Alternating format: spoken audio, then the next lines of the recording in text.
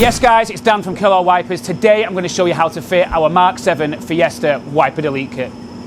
So luckily, obviously, we've got Travis Auto's next door to us pretty much, and he's going to scan the paint. You can actually just get a rattle can of this if you don't have a body shop near you, or you don't want to pay for a body shop to do this small job. So the guys are prepping the kit. It needs sanding down, and it also needs cleaning and prepping before it has primer, and then it goes to paint. So here we're using a T25 Torx bit to remove the screws on both sides of the tailgate, and then we're going to proceed to remove all of the trims which are held on by clips. Once you've removed your trim, we're now going to remove the wiper motor. Right, we're going to take our 8mm socket to remove the wiper motor.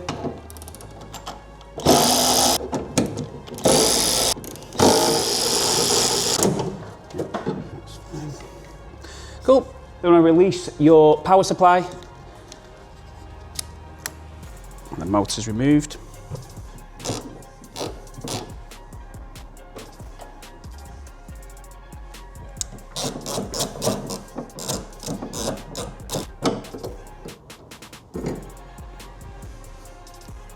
Once you've removed those, I think there's 5-10 mils, you've got to give it a bit of a wiggle, but just so you can see, there's 1, 2, 3, 4, 5, 6, sorry. So what we're going to do is we're going to bond the kit to the back here. I'm going to show you that now. Okay, so we're just going to prep the back of the panel. We want this as clean as possible because we're going to actually put a little bit of bond on the back to hold it in place so that it can't move once it's fitted.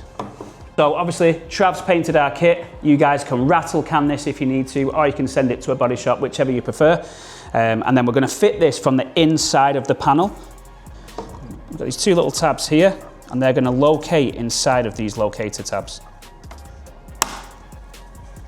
So once you've got it clipped in place, we're going to use our wiper delete sealant, and we're going to put a little dab on each part of the locator tab and all the way around the edge, just to ensure that it doesn't move and it stays fully bonded in.